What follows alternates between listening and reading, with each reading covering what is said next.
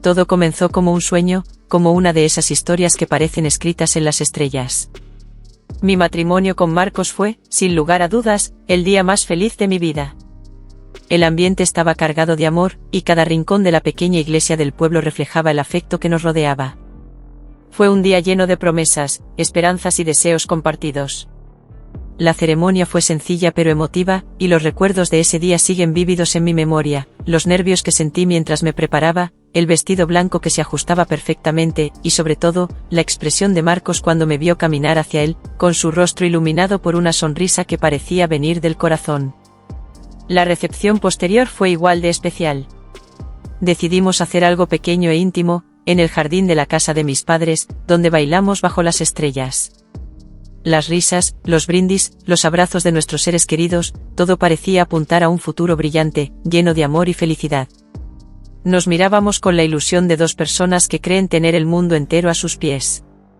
Sin embargo, ni siquiera los días más felices están exentos de desafíos. A pesar de toda la alegría que nos rodeaba, no imaginaba que poco tiempo después todo cambiaría radicalmente. Meses después de la boda, Marcos sugirió algo que no esperaba: mudarnos a la hacienda de su familia. Era algo que siempre había estado en su corazón, un sueño que, según él, lo conectaba con su esencia más profunda. Para mí, esta idea fue un cambio inesperado. Había crecido en el pueblo, rodeada de la comodidad de una vida más urbana, y la perspectiva de mudarnos a un lugar tan aislado y rústico me asustaba. Sin embargo, conocía bien el profundo vínculo que Marcos tenía con su hogar de infancia, y no quería ser yo quien interfiriera en sus deseos.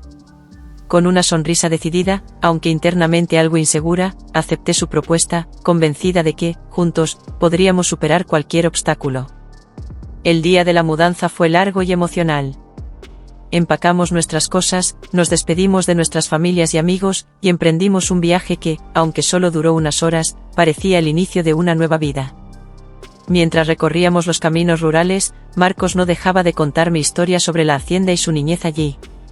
Me hablaba de los animales, las cosechas, y las aventuras que vivió junto a su padre.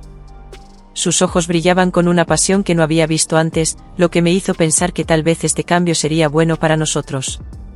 La manera en que Marcos describía la hacienda me hizo imaginar un lugar lleno de vida, de oportunidades y de nuevos comienzos. Cuando finalmente llegamos, fui recibida por Javier, el padre de Marcos. Javier era un hombre corpulento, con una presencia imponente pero una amabilidad que se percibía en su mirada. Tenía el rostro curtido por el sol y las manos endurecidas por años de trabajo en la tierra, pero en sus ojos se notaba una tristeza profunda, probablemente causada por la pérdida de su esposa. A pesar de esa pena que parecía habitar en su alma, nos dio la bienvenida con una sonrisa cálida y nos mostró la casa donde viviríamos. La casa era hermosa, de madera robusta y con un gran balcón que ofrecía una vista impresionante de los campos verdes que se extendían hasta el horizonte. Al mirar ese paisaje, algo dentro de mí se llenó de calma, como si ese lugar fuera un refugio que me protegería de cualquier adversidad. A pesar de la belleza de la hacienda, los primeros días en la granja fueron difíciles para mí. Estaba acostumbrada a una vida más cómoda en el pueblo, donde las tareas eran simples y predecibles. La vida en la granja, sin embargo, era completamente diferente. Cada día traía nuevos desafíos. Me levantaba temprano para hacer las tareas domésticas, mientras Marcos y Javier salían al campo a trabajar. Las tareas eran agotadoras, y muchas veces me sentía abrumada por la cantidad de cosas que tenía que aprender. Aunque trataba de mostrarme fuerte, no podía evitar sentirme fuera de lugar. Marcos, por su parte, parecía haber encontrado su lugar en el mundo. Se levantaba con entusiasmo todas las mañanas, emocionado por trabajar junto a su padre y cuidar de la tierra que tanto significaba para él. Su alegría y pasión por el trabajo contrastaban con mis propias inseguridades.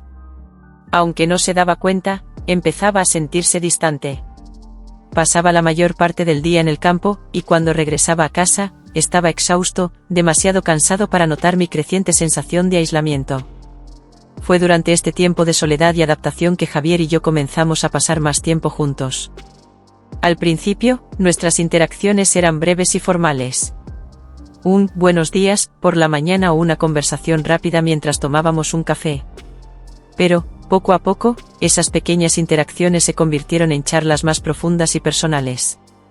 Javier me contó historias de su juventud, de cómo conoció a la madre de Marcos, y de cómo juntos construyeron la hacienda desde sus cimientos. Había algo en su forma de hablar, en la nostalgia con la que recordaba a su esposa, que me conmovía profundamente. Sus palabras transmitían un amor tan puro y sincero que era imposible no sentir admiración por él. A medida que nuestras conversaciones se volvían más frecuentes, comencé a sentir una conexión con Javier que no había anticipado. Era como si él comprendiera partes de mí que yo misma no había explorado. Hablábamos de todo, desde nuestros sueños hasta nuestros miedos más profundos.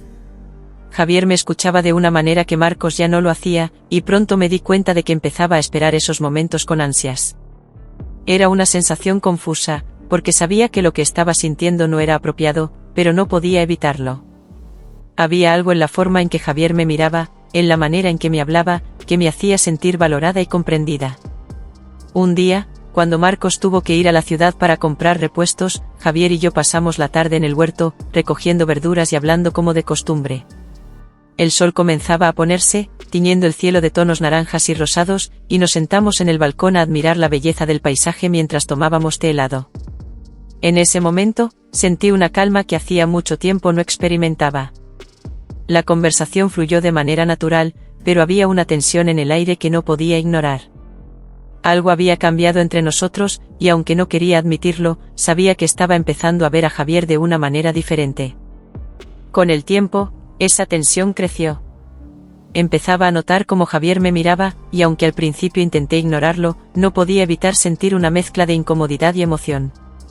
Era una sensación extraña, porque sabía que esos sentimientos eran peligrosos, pero al mismo tiempo me resultaba imposible alejarme de él.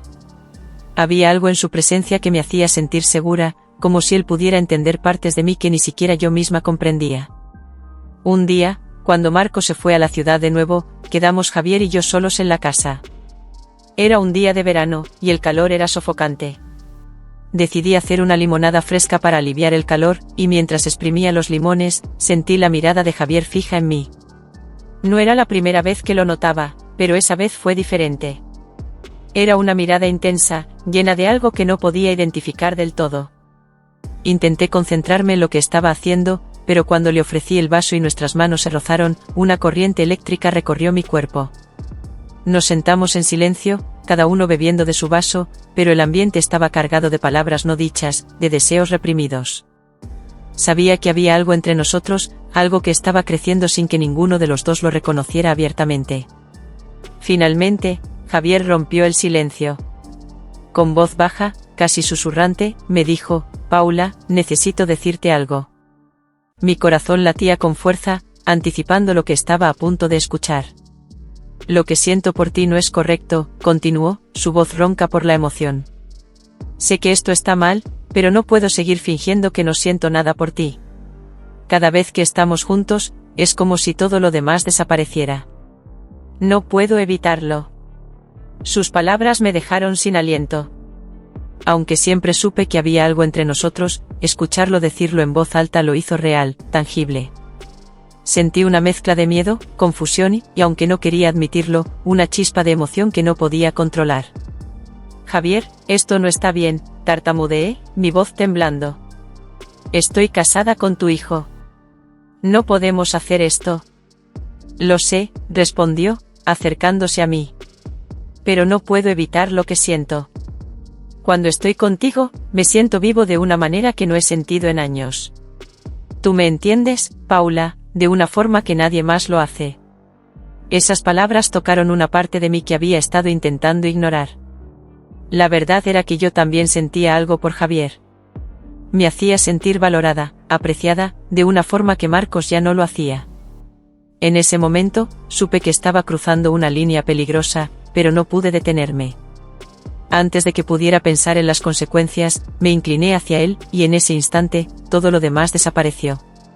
Nos besamos con una intensidad que nunca antes había experimentado. El mundo exterior dejó de existir, solo estábamos Javier y yo, envueltos en una pasión que había estado creciendo durante semanas, tal vez meses. No podía pensar en otra cosa que no fuera la sensación de sus labios sobre los míos, de sus manos recorriendo mi piel. El calor del momento me consumió por completo, y nos entregamos el uno al otro sin pensar en lo que estábamos haciendo. Hicimos el amor en la mesa de la cocina, con una urgencia que nunca antes había sentido. Fue un acto impulsivo, nacido de la soledad, la necesidad y el deseo reprimido. Cuando todo terminó y nos quedamos tendidos, recuperando el aliento, la realidad de lo que habíamos hecho comenzó a asentarse. Sentí una oleada de culpa que me golpeó con fuerza. Había traicionado a mi esposo, había cruzado una línea que nunca debí cruzar, y sabía que nada volvería a ser igual. En los días que siguieron, intenté justificar lo que había ocurrido. Me decía a mí misma que Marcos me había descuidado, que nuestra relación ya no era lo que solía ser, y que lo que tenía con Javier era algo especial, algo que no podía controlar. Pero en el fondo, sabía que esas eran solo excusas. Había cometido un error, uno que me perseguiría para siempre.